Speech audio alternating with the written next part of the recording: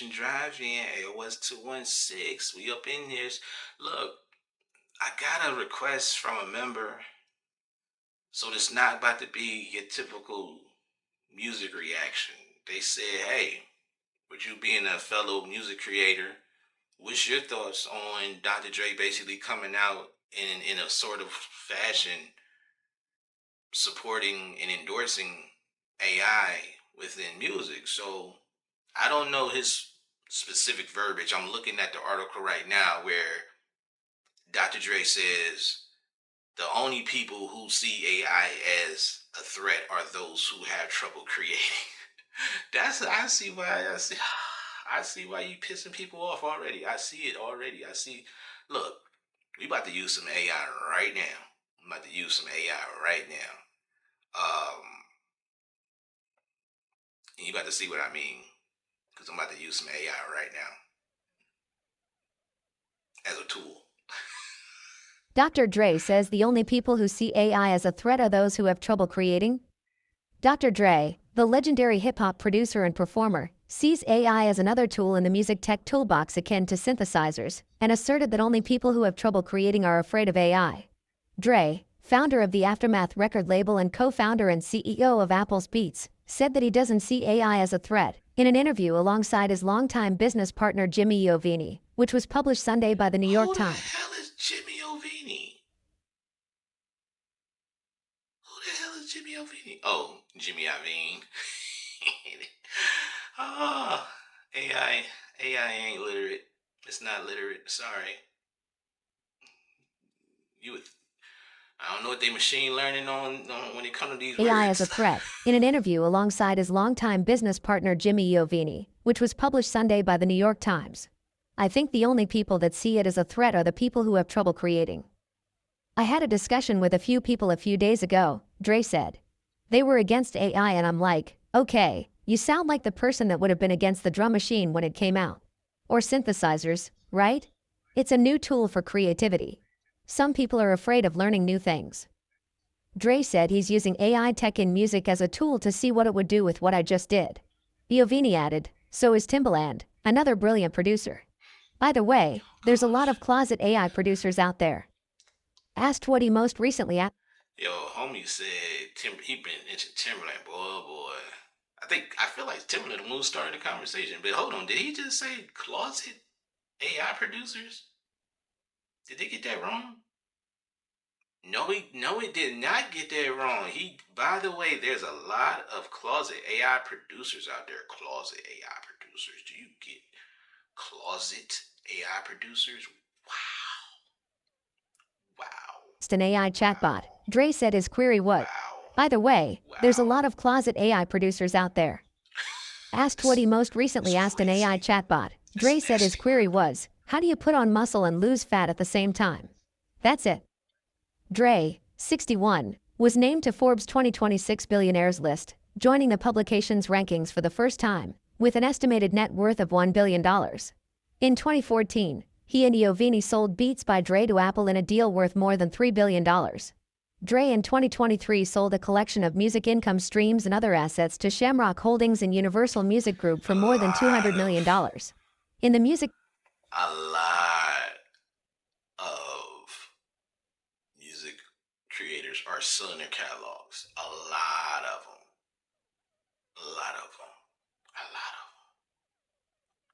Industry, AI remains controversial and the subject of ongoing legal disputes.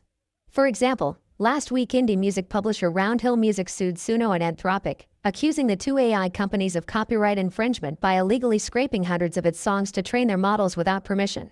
Suno has been sued by all three of the major labels, Warner Music Group, Universal Music Group and Sony Music, though it settled with WMG last year. In addition, Suno recently struck a licensing agreement with BMG, which sued Anthropic this year for allegedly using its recordings to train AI models in what it called a scheme of widespread and systematic infringement. Meanwhile, Apple Music said it will begin labeling songs derived from AI platforms later this year, following Spotify's decision to label the profiles of artists that appear to be AI-generated as AI personas. Last month, a coalition including the RIAA, IFP, the Grammys and SAG-AFTRA united to advocate for a new industry labeling program for AI-produced songs similar to labels flagging explicit content. Corbin Bowley's contributed to this article. All right. All right. Okay. All right. So we see what Dr. Dre had to say. We actually got a chance to see what Jimmy Iovine had to say as well. Closet AI producers.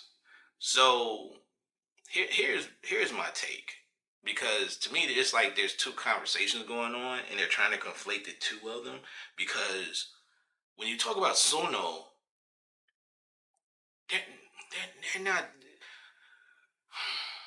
they're worried about their bottom line being cut into, because you're not just scraping music and training your software on it, training the AI machinery on the music. You also have a subscription based business model where you allow people to buy whatever monthly, yearly subscription to generate music using somebody else's music. So I get that point of it where it's like, yo, if you're gonna do this, you gotta pay us because you're making money off of, copyrighted music, which I get, because you ain't bought no licenses or nothing. Totally understand that. Been in the music industry for way too long not to understand that point of view. So I get that. The other part of the conversation is more from the creator's perspective. They're looking at it like somebody don't have to come and buy beats from me. Somebody does not have to come and get, you know, my songwriting skills. They don't have to use me for my songwriting skills. They don't have to use me for my production, my producer skills. Somebody as an artist could come in, go to Suno, get a beat made, have a song, written, and create a whole a rough draft of a song and sing it themselves. They don't really need the extra people that you would normally get to do that. All them people get replaced. So I get from a creative standpoint, like, yo, you're cutting into my bottom line now. To me, I think that's always what the issue is. You're cutting into somebody's way of making money. I've seen people, just had a complaint about, oh, it's AI. From a creator standpoint, like, I don't think nobody is complaining about. I think most people are complaining about the idea that you're cutting into my bottom line of how I make money. You're making it harder. That's but see, I'm not gonna hold you. I kind of feel like, see, the music community they probably about to clip me the hell up after this. I kind of feel like as somebody who makes music themselves, I kind of feel like we already dug that hole. We kind of dug the hole that we're in, because for music artists, as a producer, sometimes you got to make your beats affordable.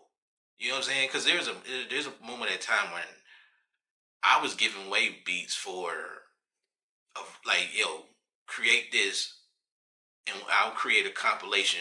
You can use the individual song for whatever you're going to use it for, but I'm going to create me a DJ Khaled, kind of a compilation album, and then I'm going to put that out and try to make money off of that.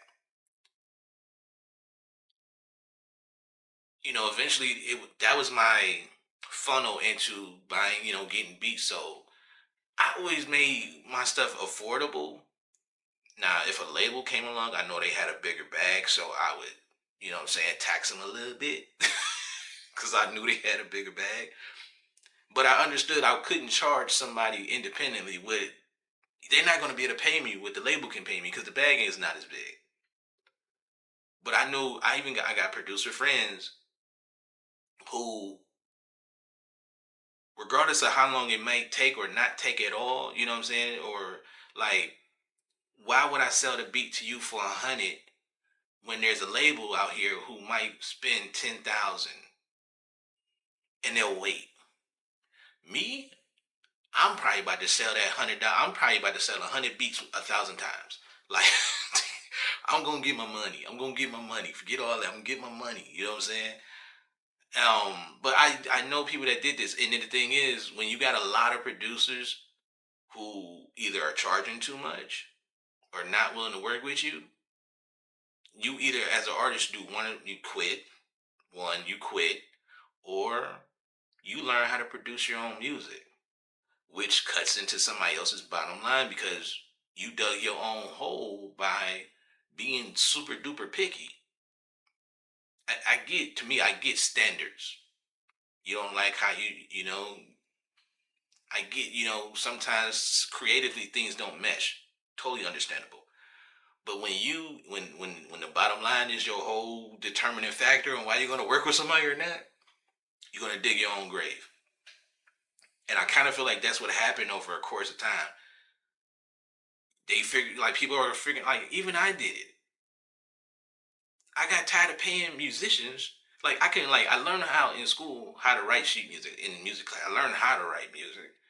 I was decent on the piano. I just wasn't super fluent. But I still didn't know how to play every instrument. So even though I knew how to write music, I would still need other musicians to come in for jam sessions to, because I wanted to create my loops to chop up when I got home and stuff on the computer. Well, eventually I get to save my money from paying all these musicians to come into the studio to play these instruments because people started dropping loops. People started creating VSTs. I don't need these live musicians to come in and do these things for me in the studio because you have now created a way for me to do it without spending all that extra money. Because if you was taxing and I ain't got the money, I need to figure out, and I want to still do this, I need to figure out something. And all of a sudden, oh, everybody creating these loops now. I don't got to pay, the musicians to come in and give me some risk. I can go buy a kit. I can go buy a kit and chop that up. I can go crate digging. But if I want to avoid sampling, you bring a lot of musicians in there, what I'm saying, or you copy some loops. But that's what I mean by, like, I get the argument as far as there's things like output, co-producer from output. There's software that will suggest loops and sounds from a library that already exists. I don't have an issue with that. I think that, hey, that's cool. I don't have a problem. To me, that's a tool. Suno is not a tool. Suno is basically, if I don't have the money, but I got enough money for this subscription, but I ain't got enough money for this producer to make this beat. I can go on Suno and get that beat made. I get it. To me, that's where the argument comes in at. It is what it is. It just feels like I feel like at a certain point now I got to just step up my, I just got to step up my business as well as how my beats sound to the point where you can't copy this stuff with Suno's AI software. It is what it is. So I do get both arguments, and I understand why it is what it is, because if I can't afford to do something but I still want to make me some music, I'm gonna find the most lucrative, the cheapest way to do it. And if getting a Suno subscription is cheaper than me getting this producer for one track, like one track I can put the whole album together for, you're gonna have trouble, bro. But I do agree with a lot of other people when it comes down to the AI music sounds lifeless. It doesn't have the same vibe that when a human plays it. But I kind of feel like it's the same thing of when somebody who doesn't know how an instrument is supposed to sound, because I've seen this. Like, so people know how to write music and do the MIDI, and then you try to apply it. You can't play those chords in those keys the same way you would play for a piano. You can't do the same way for a guitar. It's different. The way you would play the guitar, and even the way that you would write the music for the guitar, is different for the way you would write the music for the pianist. So the people who don't understand that, it's gonna have some weird sounding music. The people who do understand it, it's still gonna smack. I think that's the thing. It's still gonna smack. But that's my take. You know what I'm saying? I ain't gonna hold y'all for hostage too much longer, man. I'm gonna get up out of here. I said what I said. It is what it is. AOS signing off. Like, comment, subscribe. Become a member of the Drive-In. Hey, put your request link is in the description, man. To the next video, man. AOS signing off. I'm out of here.